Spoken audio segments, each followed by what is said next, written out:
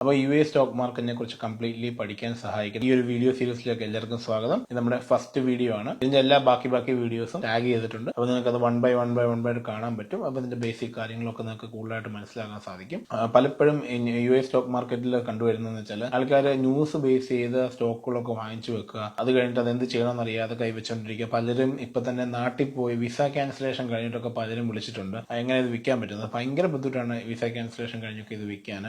അല്ലെങ്കിൽ നിങ്ങൾ തിരിച്ച് രണ്ടാമത് വിസയിൽ കൊണ്ട് ഇവിടെ വരേണ്ട ആവശ്യമൊക്കെ വരും. അപ്പം ഒരു ഇൻവെസ്റ്ററും ഇതിന്റെ സ്റ്റോക്ക് മാർക്കറ്റും തമ്മിൽ ഭയങ്കര ഗ്യാപ്പ് ഉണ്ട്. അപ്പോൾ ആ ഗ്യാപ്പ് ഫില്ല് ചെയ്യാന്നുള്ള രീതിയിലാണ് ഈ വീഡിയോ സീരീസ് നമ്മൾ സ്റ്റാർട്ട് ചെയ്തത്. നിങ്ങൾ ഈ വീഡിയോ സീരീസ് ഫുള്ള് കാണുന്നതോടെ ഇത് US സ്റ്റോക്ക് മാർക്കറ്റിലോ അല്ലെങ്കിൽ ഇന്ത്യ സ്റ്റോക്ക് മാർക്കറ്റിലായാലും പോലും എങ്ങനെയാണ് സ്റ്റോക്ക് മാർക്കറ്റ് വർക്ക് ചെയ്യുന്നത്, എന്തൊക്കെയാണ് അതിന്റെ പാർട്ടിസിപ്പൻസ് ഉള്ളത്, ഏതൊക്കെ അക്കൗണ്ട്സ് ആണ് നമുക്ക് വേണ്ടത്, എന്തൊക്കെയാണ് നമ്മൾ അർജന്റായിട്ട് ചെയ്തിരിക്കേണ്ടത്, ഇത് സ്റ്റാർട്ട് ചെയ്യുമ്പോൾ എന്തൊക്കെ കാര്യങ്ങളാണ് നമ്മൾ മനസ്സിലാക്കിയിരിക്കേണ്ടത്, എങ്ങനെയാണ് സ്റ്റോക്ക് മാർക്കറ്റ് വർക്ക് ചെയ്യുന്നത്, എങ്ങനെയാണ് ഇതിന്റെ പ്രൈസ് ഫ്ലക്ച്വേഷൻ ചെയ്യുന്നതെന്നൊക്കെ പലർക്കും ഡൗട്ടുണ്ട്. ആരിത് വാങ്ങിക്കും, എനിക്ക് വിൽക്കാനുണ്ട്, ആരിത് വാങ്ങിക്കും, അങ്ങനത്തെ ഡൗട്ടുകളൊക്കെ നമ്മൾ ഇതിനകത്ത് കൺവേ ചെയ്യാനാണ് ഉദ്ദേശിക്കുന്നത്. അപ്പം ഈ വീഡിയോ നമ്മൾ ചെയ്യുന്ന സ്റ്റോക്ക് മാർക്കറ്റിന്റെ ഒരു ഇൻട്രൊഡക്ഷൻ ആണ് തരുന്നത്. അപ്പം ഇതിനകത്ത് നിങ്ങൾക്ക് സ്റ്റോക്ക് മാർക്കറ്റ് എന്തുവാന്നുള്ളതും അതിന്റെ ബേസിക്സും പിന്നെ എങ്ങനെയാണ് സ്റ്റോക്ക് മാർക്കറ്റ് വർക്ക് ചെയ്യുന്നതെന്നും ഒക്കെ നിങ്ങൾക്ക് ഈ വീഡിയോയിലൂടെ മനസ്സിലാവും.